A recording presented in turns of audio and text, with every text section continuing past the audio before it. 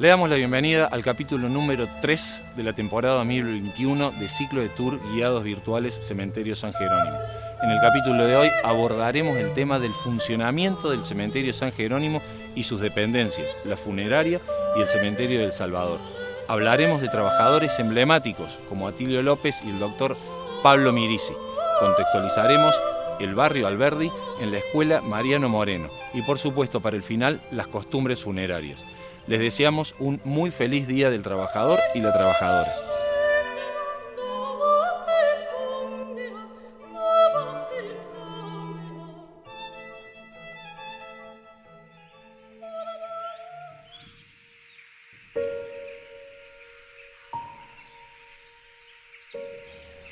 Contextualizaremos a Barrio Alberdi en una de sus esquinas más tradicionales, la esquina de Avenida Santa Fe y Santa Rosa, es decir que hablaremos hoy de la Escuela Mariano Moreno. Por estos días está celebrando sus 104 años de vida, pero nos remontemos hasta el año 1917, momento en el cual era presidente de la Nación Hipólito Yrigoyen y el gobernador de Córdoba, el doctor Borda.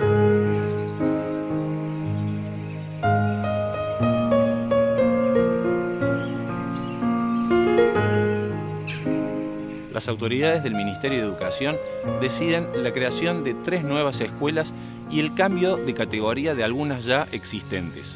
Aquí en Córdoba, una de ellas era destinada solamente para varones y se la denominó Escuela número 2 de Pueblo Alberdi.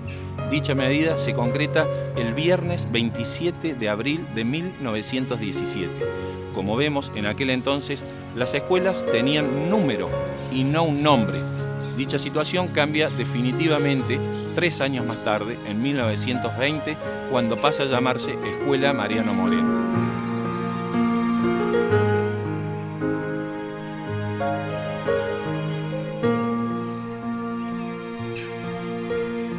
Cambiaría nuevamente su sede en el año 1934 por una vieja casona ubicada sobre la calle Santa Fe número 34. Su traslado y emplazamiento definitivo se materializa en 1938. Dicho edificio tiene su propia historia.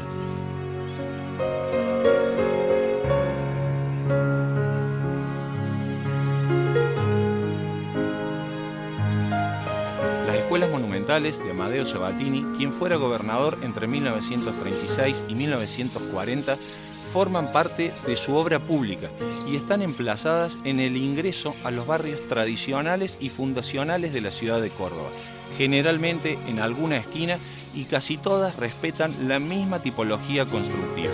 Las escuelas monumentales representaron el ingreso de 650 nuevos maestros y más de 20.000 alumnos a las aulas cordobesas. Entre las escuelas monumentales podemos encontrar la Escuela Yrigoyen en Barrio San Martín, la Escuela Presidente Rivadavia de Barrio San Vicente y, por supuesto, la Escuela Mariano Moreno de Barrio Alberdi. Los aportes culturales de las escuelas monumentales son incuestionables. Representan el ingreso de la provincia a la modernidad del siglo XX. Si los pueblos no se ilustran, si no se vulgarizan sus derechos, si cada hombre no conoce lo que vale, lo que puede y lo que se le debe, nuevas ilusiones sucederán a las antiguas y después de vacilar algún tiempo, entre mil incertidumbres, será tal vez nuestra suerte mudar de tiranos sin destruir la tiranía. Es necesario destruir los abusos de la administración, desplegar una actividad que hasta ahora no se ha conocido, promover el remedio de los males que afligen al Estado, excitar y dirigir el espíritu público, educar al pueblo, destruir o contener a sus enemigos y dar nueva vida a las provincias. Si el gobierno huye del trabajo, si sigue las huellas de sus predecesores, conservando la alianza con la corrupción y el desorden, hará traición a las justas esperanzas del pueblo y llegará a ser indigno de los altos destinos que se han encomendado en sus manos. Quiero más una libertad peligrosa que una servidumbre tranquila.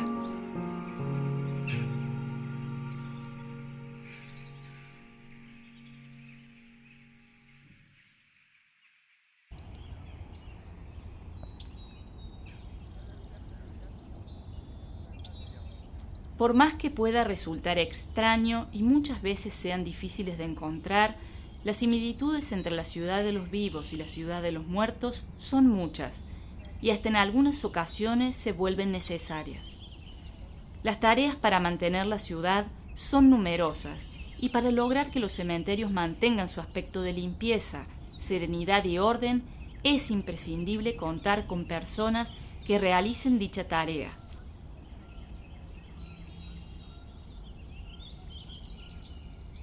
Aquellas personas que muchas veces pasan inadvertidas son las que se encargan de causar el asombro de quienes recorren el cementerio.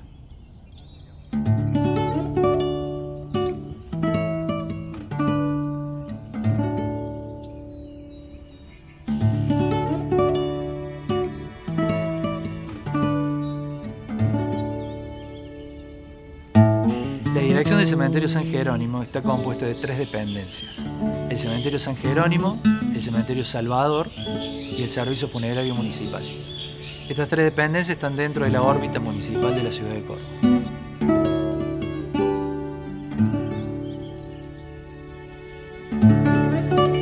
El Servicio Funerario Municipal es un servicio que está dirigido hacia las personas que no tienen la posibilidad de cubrir económicamente un servicio velatorio y una inhumación.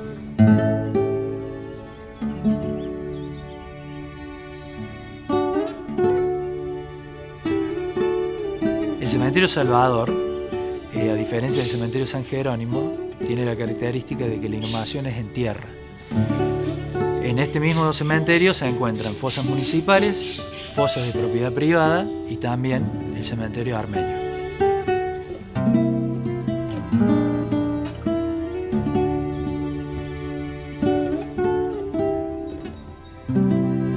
En el cementerio San Jerónimo las inhumaciones que se realizan son exclusivamente en nichos municipales o en las propiedades privadas.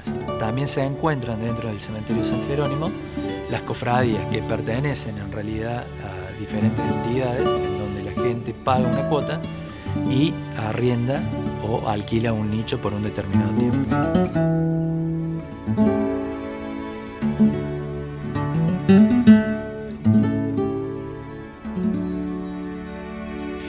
En la dirección del cementerio San Jerónimo hay 2 actividades fundamentales que se realizan. Una tiene que ver con el mantenimiento de las instalaciones y la otra tiene que ver con la inhumación y la exhumación de los restos. Tiene 2 grandes áreas, una es la administrativa y la otra es el área operativa. El área administrativa se encarga exactamente de eso, de administrar los servicios que ingresan. No solamente se ocupa de los servicios al ingreso, sino de todo el movimiento de los restos. Es decir, sigue o establece o controla la trazabilidad de los restos que ingresan en este lugar. En la parte operativa se cumplen 2 grandes funciones, que es el mantenimiento, inhumación y exhumación. Y es la parte más complicada, como quien dice, de acá de la repartición. La parte de mantenimiento que se hace acá en el cementerio es el barrido, pintura, podada de árboles, cortar el césped, limpieza de los nichos, de los bloques, los panteones privados.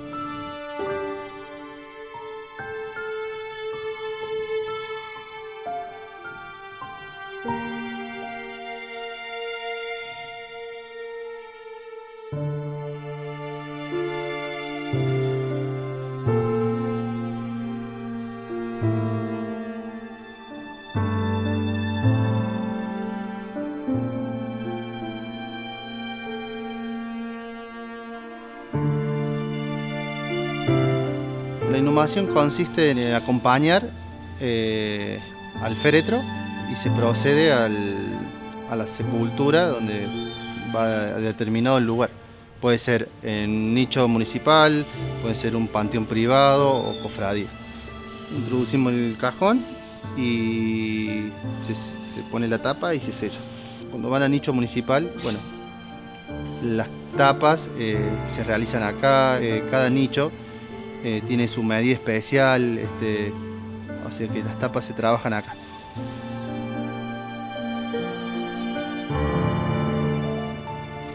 En el caso de las propiedades privadas, o también llamados panteones familiares, la Municipalidad de Córdoba ha otorgado la concesión de uso del suelo en donde los dueños han construido sus propiedades. En los panteones familiares ingresan los fallecidos que el dueño autoriza. Esto, al ser un convenio público-privado, el mantenimiento de las propiedades corre por cuenta de los dueños.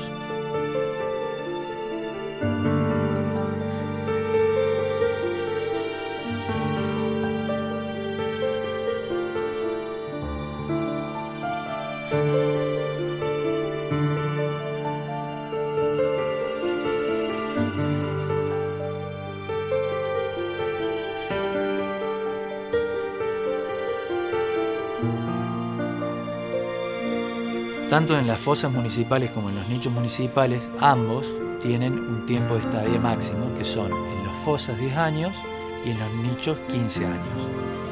En ambos casos se paga un arrendamiento anual. La ordenanza 10642 indica que en el caso de que no se abone o que se venza el periodo de inhumación, el cementerio está autorizado a exhumar los restos. Cuando se exhuman estos restos, se exhuman, se creman y se depositan en un incinerario común que está en el cementerio San Vicente.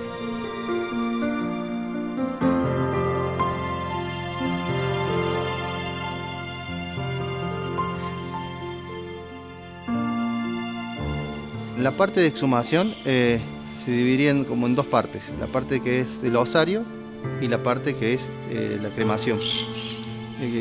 Bueno, el osario es básicamente es que el familiar deja de pagar o bueno, ya no hay ningún familiar responsable de ese nicho, entonces sacamos para desocupar nichos para futuras inhumaciones.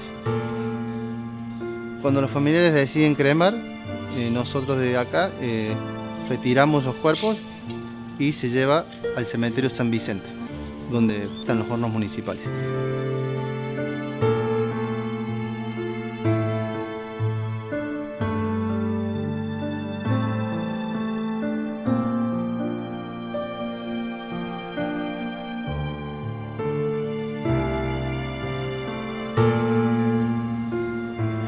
En virtud de la importancia histórico-patrimonial que tiene el cementerio San Jerónimo, está en camino de ser declarado Patrimonio Nacional.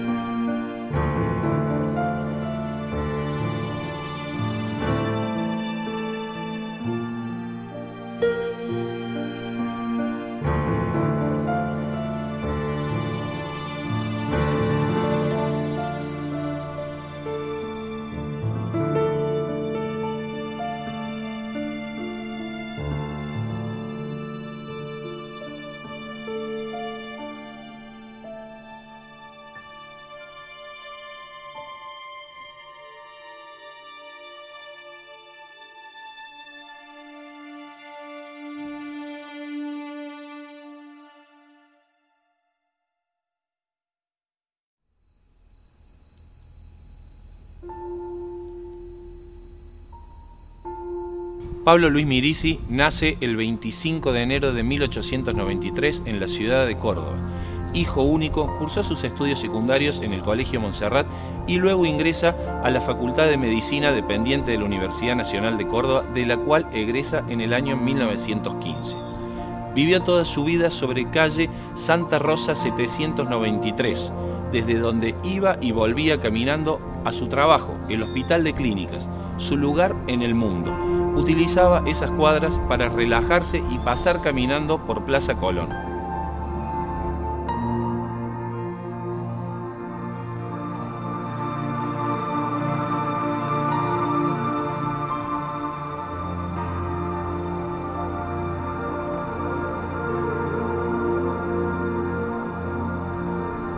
Su gran aporte a la medicina consiste en ser el creador de un sistema que permitía observar las vías biliares principales durante el transcurso de la operación. Es decir, que es posible observar estas vías radiológicamente mientras la operación se está desarrollando. Esto le valió en 1955 el título de médico notable, en 1956 el de médico maestro y en 1959 ser nombrado presidente del Congreso Internacional de Cirugía desarrollado en la ciudad de Múnich.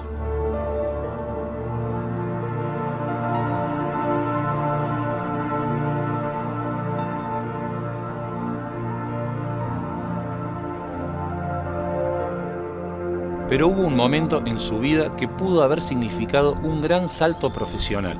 Sin embargo, Mirici decidió seguir manteniéndose humilde y con el trabajo que había tenido hasta ese momento.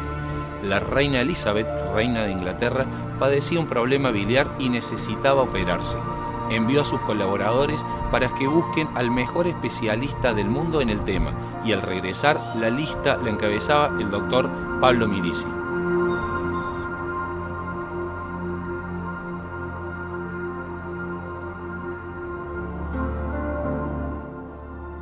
Inmediatamente estas personas viajaron a Sudamérica, a la Argentina, a Córdoba y llegaron hasta el Hospital de Clínicas. Mirici los escuchó atentamente y aceptó operar a la reina, pero puso una condición. Era ella quien debía viajar al continente porque él trataba a todos sus pacientes por igual.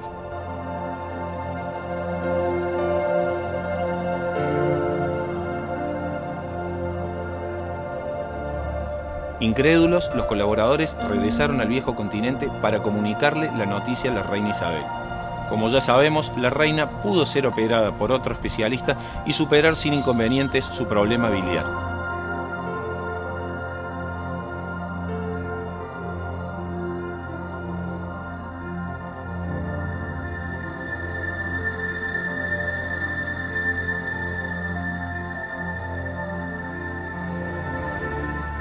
El doctor Mirici murió el 28 de agosto de 1964 como consecuencia de un edema pulmonar y descansa aquí en el cementerio San Jerónimo.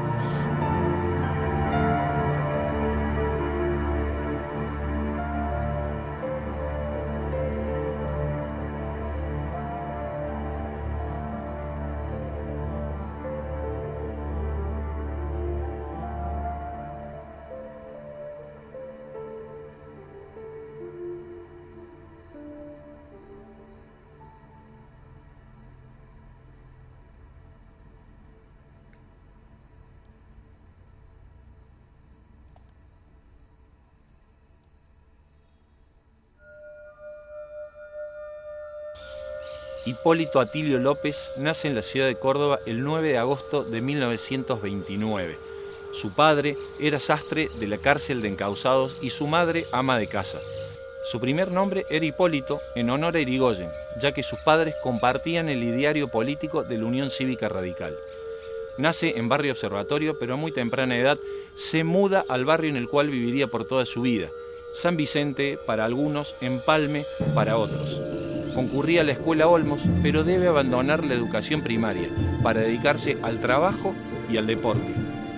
Fue verdulero, canillita y además se destacó en los 100 y 200 metros llanos, categorías en las cuales llegó a ser campeón argentino.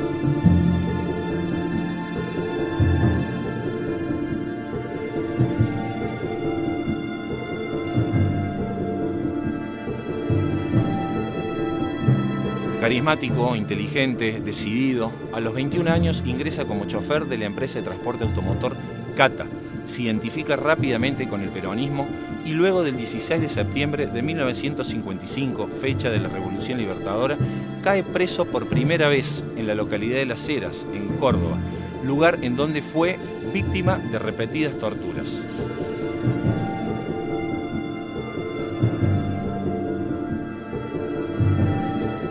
Luego de recuperar su libertad, comienza rápidamente a ganarse un lugar dentro de la consideración de sus trabajadores. Con tan solo 27 años es nombrado secretario general de la Unión Tranviarios Automotor y en 1957 es elegido secretario general de la CGT Córdoba, una CGT más pluralista y antiverticalista, en contraposición a la CGT de Buenos Aires, de una posición mucho más ortodoxa y más rígida, identificadas con las figuras de Lorenzo Miguel y de José Ignacio Rucci.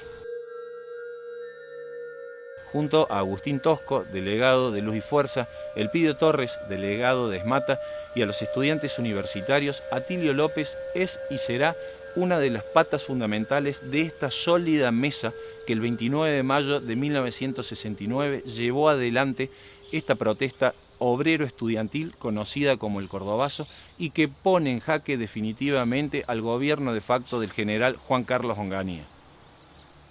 Con una mano llevaremos el voto y en la otra mano llevaremos el fusil. porque están preparándose. No tenemos ninguna duda que cualquier otro tipo de trampa, cualquier otro tipo de subterfugio, a fin de impedir que el pueblo llegue al poder. De todos modos, vamos a llegar. Son las movilizaciones populares, es la lucha permanente del pueblo lo que ha obligado a esta dictadura gobernante, a estos militares cipayos, a dar esta coyuntura electoral. Vamos a lograr el triunfo masivo del pueblo. Sus actividades como gremialista tomaron un descanso en abril de 1971, momento en el cual se constituye el FREJUL, Frente Justicialista de Liberación, y llegado el momento de las elecciones se propone como gobernador y vicegobernador al odontólogo Ricardo Obregón Cano y al gremialista Atilio López. Que la candidatura del compañero Héctor J. Cámpora es la más amplia y absoluta garantía para que el general Perón ejerza el poder en la persona del compañero Cámpora ejerciendo la presidencia. Obregón Cano y López ganan las elecciones y asumen sus cargos el 25 de mayo de 1973, pero se verá interrumpido por el ya indisimulable enfrentamiento con la facción de la CGT ortodoxa. El 27 de febrero de 1974, Obregón Cano ordena la remoción del jefe de la policía, teniente coronel Antonio Domingo Navarro. Revelado la policía de la provincia de Córdoba. Al frente del movimiento se encuentra el propio jefe de la repartición, teniente coronel retirado Antonio Navarro. Pocas horas más tarde, fuerzas policiales irrumpen en el cabildo de la ciudad y literalmente expulsan al gobernador Obregón Cano y al vicegobernador López de sus cargos. En los jardines de la Plaza San Martín, frente al edificio del viejo cabildo, se han apostado guardias especiales. Todo el personal viste uniformes de combate e incluso se han dispuesto armas pesadas. Estos hechos son conocidos con el nombre de El Navarrazo.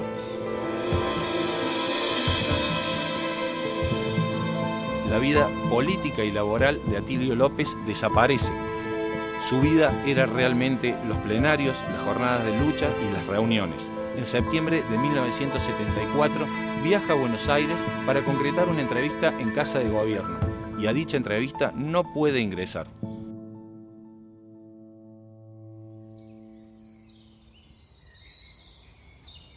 Esa madrugada del 16 de septiembre es secuestrado del hotel en el cual se alojaba y unos días más tarde aparece acribillado en la localidad del Capilla del Señor, provincia de Buenos Aires.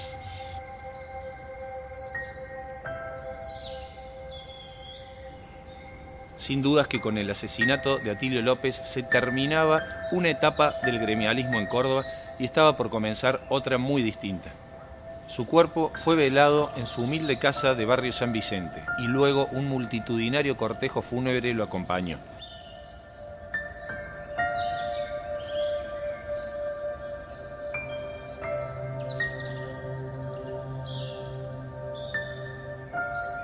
Descansa aquí en la Tercer Orden Dominica en el cementerio San Jerónimo y en su despedida hicieron uso de la palabra su amigo Agustín Tosco y su antiguo compañero de fórmula, Ricardo Obregón Cano.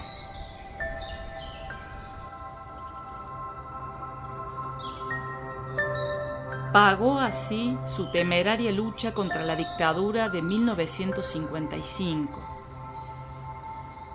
Pagó su obstinada resistencia a las autocracias instaladas a partir de 1966. Pagó su liderazgo ganado no en la sospechosa negociación de los despachos provinciales, sino en la dura fragua de la lucha en la calle. Pagó su virtuosa honradez que lo mantuvo alejado de la degradación y el apetito materialista que envilecen a muchos de sus detractores. Por todo eso te mataron, Atilio. Eligieron bien.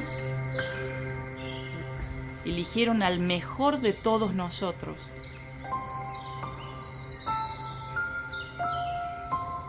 A la figura arquetípica de la Córdoba de la Resistencia.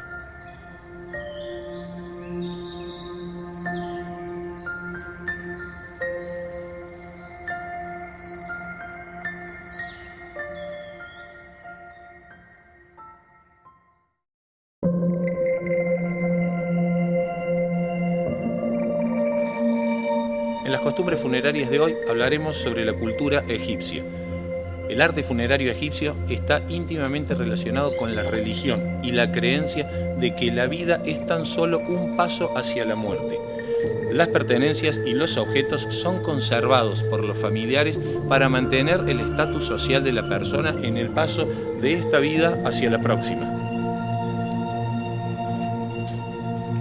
En este contexto, son famosas las momias egipcias encerradas en uno o varios sarcófagos, que eran ricamente decorados y con recipientes destinados a preservar los órganos internos durante el proceso de momificación. Las tumbas podían ser excavadas en roca y estar ornamentadas de acuerdo a las posibilidades económicas del difunto. La momificación y la representación artística a través de una escultura o una máscara eran parte de un ritual necesario para conseguir la inmortalidad. Las pinturas acompañaban eternamente a las almas y representaban todo lo necesario para la continuidad de los placeres terrenales en el más allá. Estas costumbres se modificaron y cambiaron a lo largo de los años, pero la mayoría de los elementos persistieron. La preparación del cuerpo, los rituales mágicos y el enterramiento con los objetos preciados son parte indispensable en la cultura funeraria egipcia.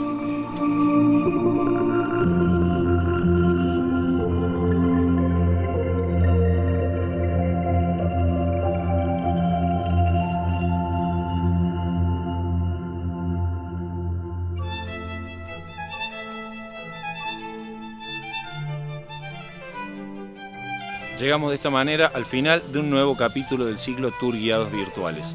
Les recordamos, como siempre, seguirnos en nuestro canal de YouTube Cementerio San Jerónimo CBA y en las redes sociales, tanto Facebook como Instagram.